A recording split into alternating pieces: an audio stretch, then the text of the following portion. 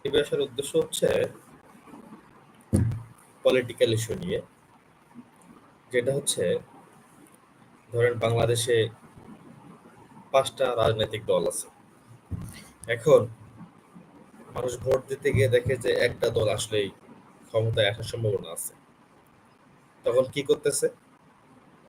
যে ন্যায্য একটি দল আছে যাকে ভোট দেওয়া উচিত, কিন্তু তার ভোটটা নষ্ট হবে বিধায় যেই দলটাকে মানে পছন্দ করে না ওই দলটাকে ভোট দেবে, মানে এরকম একটা আহ মন মানসিকতা মানুষের ভেতরে তৈরি হয়ে গেছে।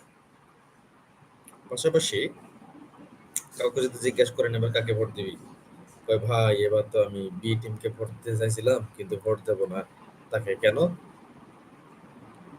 যে তারা তো ক্ষমতা আসতে পারবে না, ভোটটাই নষ্ট হবে। তো এই লোকগুলোর উদ্দেশ্যে আমি বলবো, ধরেন আপনি এলাকার কোনো সালিশে উপস্থিত হয়েছেন এবং সেইখানে দেখতেছেন ১০ জন সাক্ষী।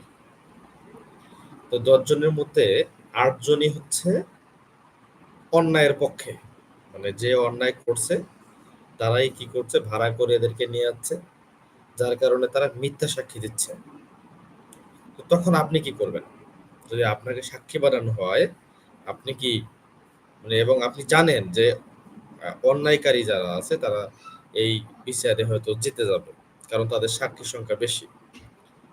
তো তখন আপনি কি করবেন? আপনি যদি ওই মুহূর্তে একজন সাক্ষী হয়ে যান, তখন কি আপনি অন্যায়কারীকে ভোট দেবেন নাকি সত্যের পথে ভোট দেবেন? আমার হিসেবে আপনি যদি বিবেকবান হন, অবশ্যই যারা সত্যের পথে আসে তাদেরকে ভোট দেবেন। তার মানে হচ্ছে ১০০ জনের মধ্যে ৯০ জনও যদি ভুল পথে থাকে, আপনি ভুল পথে যাবেন না।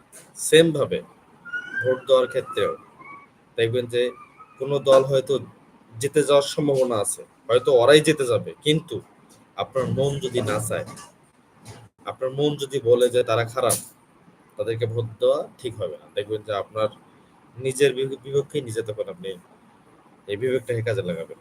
বিবেককে তখন ফাঁকি দিলে আপনার শান্তি পাবেন না। অতএব বিবেককে ফাঁকি না দিয়ে আপনার মন যাকে চায়, সে যদি একটা ভোটও পায় তাকেই ভোট দেওয়া উচিত। ধন্যবাদ।